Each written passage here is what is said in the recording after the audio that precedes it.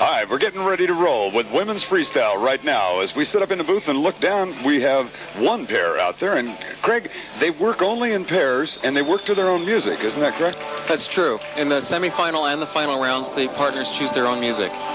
Now, in some tournaments, people play in tri-ops, but in our tournament this year, we're only using pairs. Okay, and the tri-op, of course, is 3 players. Yes.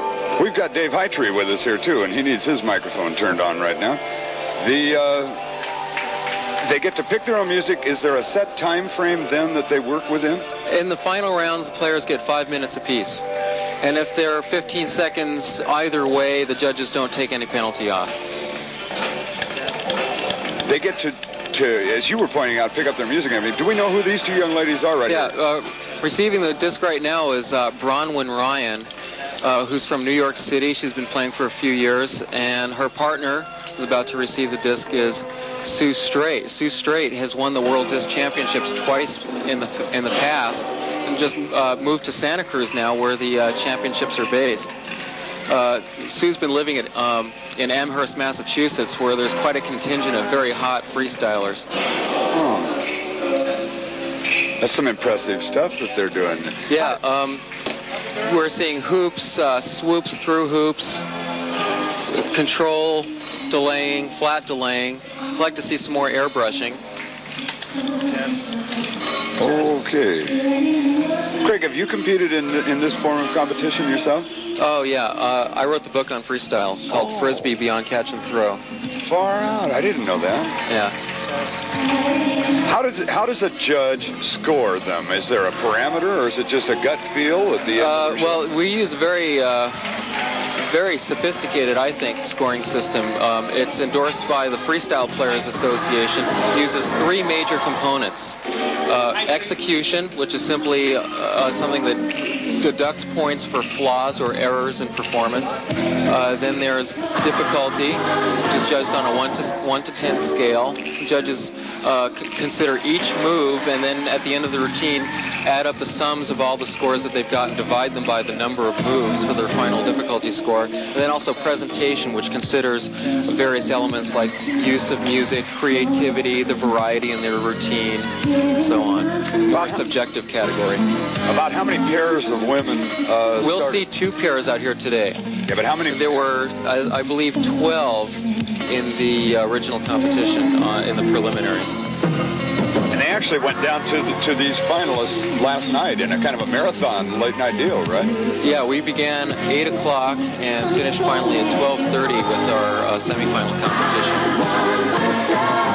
Are you impressed with what we're seeing right here? I mean, this is pretty hot. Well, now we saw a nice form on her flared. Her flared is sort of a reaching up from the inside out under the leg. Let's look at this play-by-play and talk about what we're seeing. Now, Bronwyn's throwing the disc clockwise, spinning clockwise on Sue's finger. She just did a nail delay under the leg, popped it back out into what we call a flamingo catch. That's one of the classic catches in freestyle. Now, Bronwyn's working with counterclockwise spin.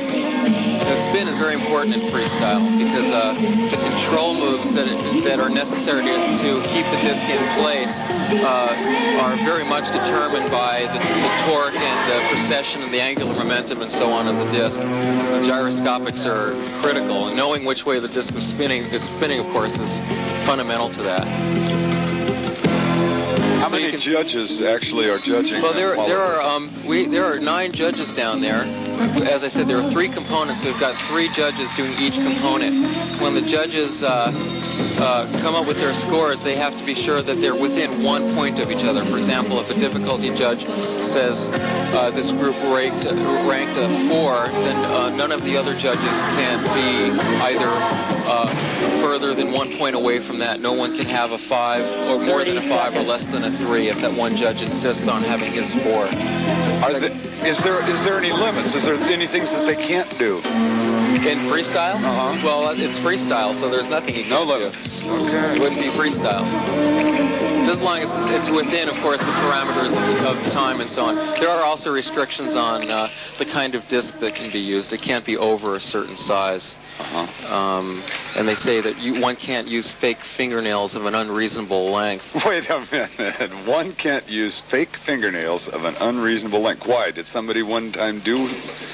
Well, no, the fact is that all freestylers use fake fingernails. I don't know if you're aware of that. I wasn't aware of that at all. Males too? Well, yeah, you see... Strait and Bronwyn Ryan from New York City. Big finish, pretty finish. All right, let's hear it for them.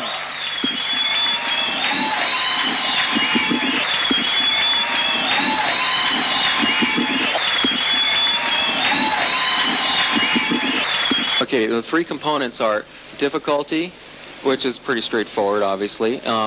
Presentation, which is a very subjective category. The judges are concerned with how well the players use their music, how well they use their environment, what kind of variety there was in their routine, how appealing the routine was. And then there's execution, which is a simple deduction for flaws or errors in the routine. Do they try to stay to the beat in the music? I mean, I guess you can't guarantee that, but that's what they're shooting for. It's more fun when you play to the beat of the music, and that's the exciting part, and you'll see that in this event. How many freestyle pairs do we have, Craig? There are going to be 2 pair in the women. We've just seen one, and there'll be 8 pair in, I guess, is that 8 pairs or 8